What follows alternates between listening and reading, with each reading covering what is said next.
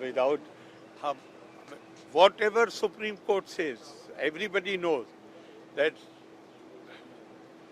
we all not only respect, we are bound by whatever they say, but that should be in the form of a ruling. I can't comment on some observations made there because cases differ. Naturally, nobody can ask you to do something which violates the bounds of law. I have repeatedly said, I'm giving you just first, in the case of the Lokayukt, you cannot be your own judge. You are violating the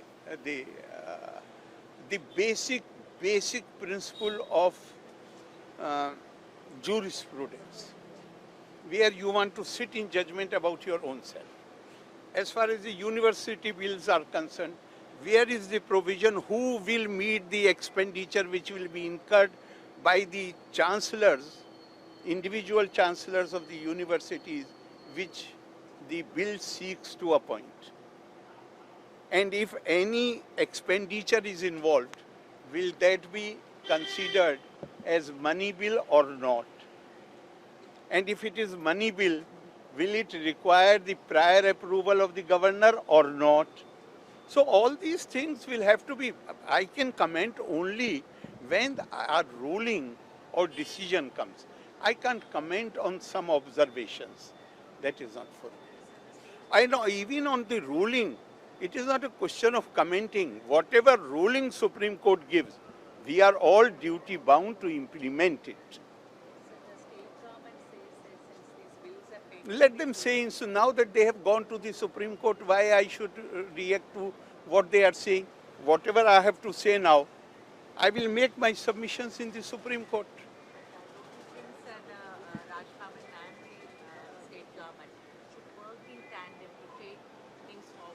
They should, of course, there should be. But right from beginning, when you start using legislature for purposes other than what it is meant for, you keep the governor in dark. Citizenship, what citizenship has got to do with the state government? And you pass laws beyond jurisdiction. Then what to do? You want me to acquiesce to something where it's absolutely clear that they have transgressed their jurisdiction. What to do then? I ask. No, that is the whole problem. Ministers come, I show them, the first thing which I do is, I show them a letter which has been written by the Chief Minister. And the ministers say, sir, this has been written by the Chief Minister, how can we explain it? I said, then send the Chief Minister. Or at least ask him to withdraw this letter. Nothing has happened so far. So if they are merely visiting Raj Bhavan does not mean that you have clarified the issues which I have raised. I need clarification on those issues, and then I will take decision.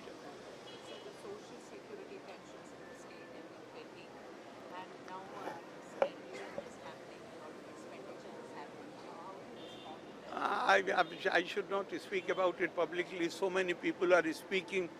I have said it earlier. If you want, I can say it again. I am proud of Kerala. And all this prosperity which we see, which Niti Aayog acknowledges, it is all the credit goes to the ordinary Malayalis, who this state is so rich in human resource. They go away from Kerala, earn money and send money back to Kerala. Here the only thing which we have is lottery and liquor. I feel ashamed. The only major source of revenue is lottery and liquor. If these Keralites are not working so hard outside Kerala, what would happen to the state? And what do you think it is really the status which Kerala enjoys? 100% literacy. awareness and everything.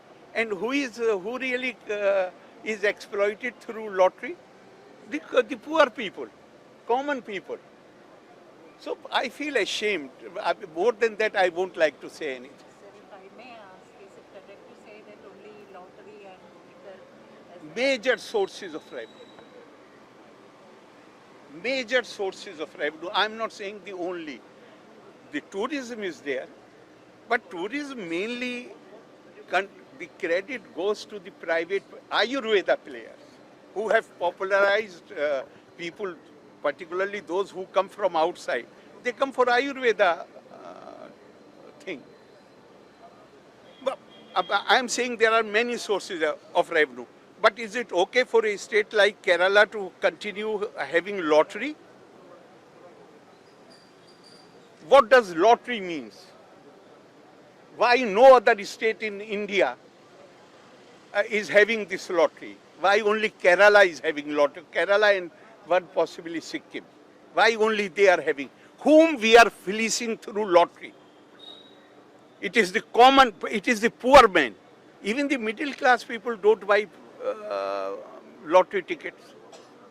So you will give money to your party cadre, employ them for 2 years as your political assistants, and then they become entitled to lifelong pension.